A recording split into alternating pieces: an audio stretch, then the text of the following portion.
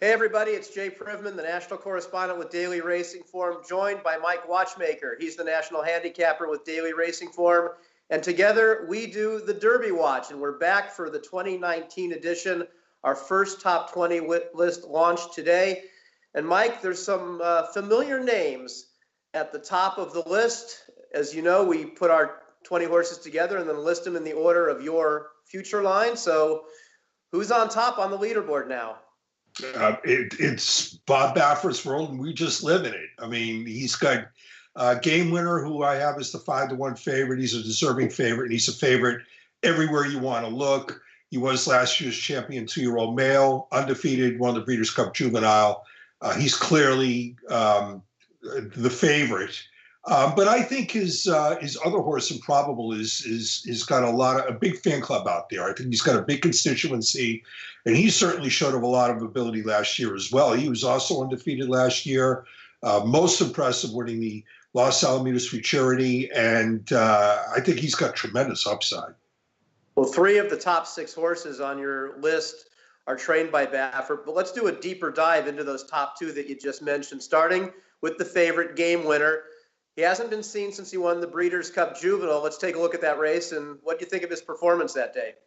Well, he was clearly best winning this race, and, it's kind of a funny race because if you want to, technically speaking, you could label this race a key race because there have been 3 horses that won their next starts out of the Breeders' Cup Juvenile. The thing of it is that none of those 3 horses ran especially well winning those races. So, I think Game Winner is a little bit vulnerable for that reason alone. I mean, I think that the Breeders' Cup Juvenile field that he beat, was a little bit shaky. And I think that makes him a little bit shaky too.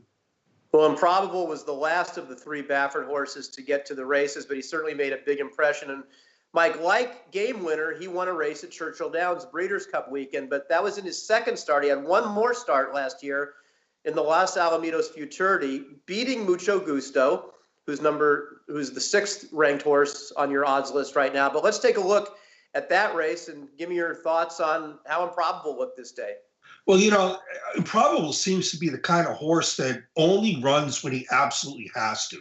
And I don't think he really even applied himself in this race until probably the last 100 yards or so. And when he did, I mean, his lead just exploded. And I think the official win margin was something on the order of 5 lengths. I think he's a horse that once he channels and focuses all his energies the right way, we're going to see even better from him. I mean, he's plenty good as he is right now, but I think we'll see even better from him once he matures and gets more racing. Those are the top 2 on the Derby Watch list right now. The third choice on Mike's line is Hidden Scroll. This is a horse trained by Bill Mott, who only has a maiden win to his credit, but it was a big maiden win. And Mike, we saw a horse last year who didn't race at 2 go on and not only win the Kentucky Derby, but win the whole Triple Crown and Justify. Is Hidden Scroll the kind of talent that at least could possibly win the Derby without that kind of foundation?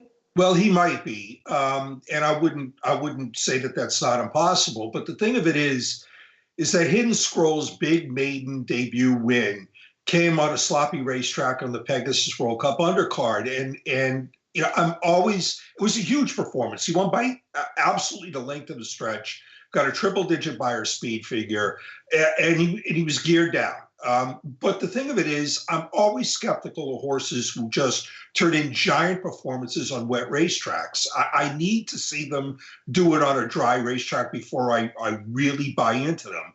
And the other thing is, before anyone wants to run out and engrave Hidden Scroll's name on the Kentucky Derby trophy, that was a 1-turn race. Let's see what he does around 2 turns. Game Winner and Improbable, both of their most recent stake wins came in 2-turn races. We don't know about Hidden Scroll yet. There's no reason to think he won't do it, but I want to see it, and I want to see it on a fast racetrack.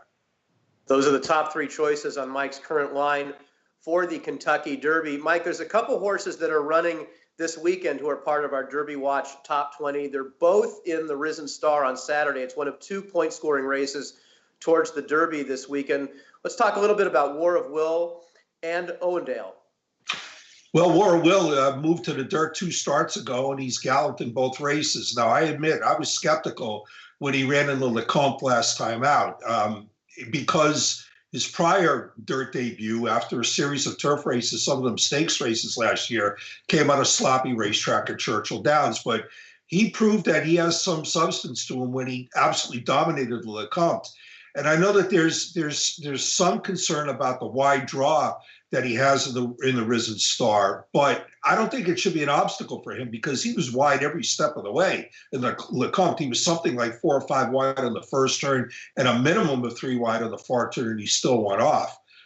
I don't know about the field he beat in the Lecomte, and I actually think that there are some other horses in the Risen Star that are intriguing, and one of them is the other horse that we're going to talk about right now. That being Owen Dale, who's, as Mike said, another part of our Derby Watch Top 20. Mike, just before we move on to him, I just want to say regarding War of Will, one of the things I like about him is that he's obviously taken to the dirt. He ran on the grass in all of his races last year, but his dirt races have both been very good, and he seems to me like the kind of horse who has the potential to get better. And I agree with you regarding the draw.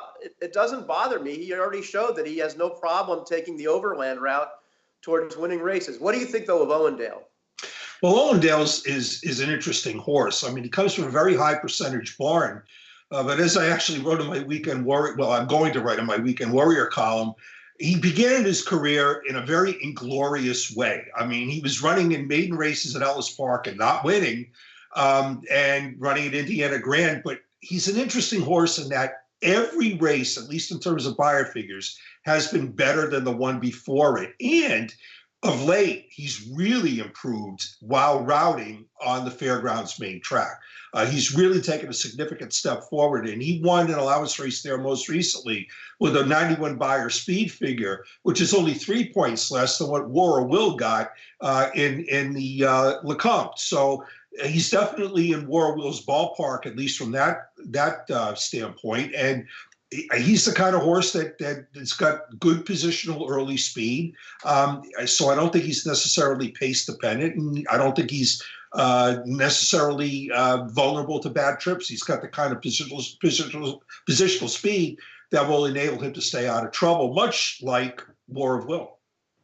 And Owen Dale, trained by Brad Cox, who certainly showed last year with Monomoy Girl that he knows how to get a 3-year-old ready for the big races the early part of the year, and in the case of Monomoy Girl, the last part of the year as well. Well, that's our look at some of the horses that are part of our inaugural Derby Watch Top 20. Mike and I will be back next week with 2 videos. One will recap this weekend's races, and then we'll also have a preview edition of the following weekend's races, and that'll include some of the updates that we have to our Derby Watch Top 20, which will probably have to be tweaked as they always are each week, pending all the results. Make sure you check out our Derby Watch Top 20 and all the accompanying material regarding Derby Watch, our Top 20 list, the Derby Watch comments on all the horses. We list where all the horses are running next and who's riding them. It's a comprehensive look at this year's Kentucky Derby. For Mike Watchmaker, I'm Jay Privman. We'll see you next week.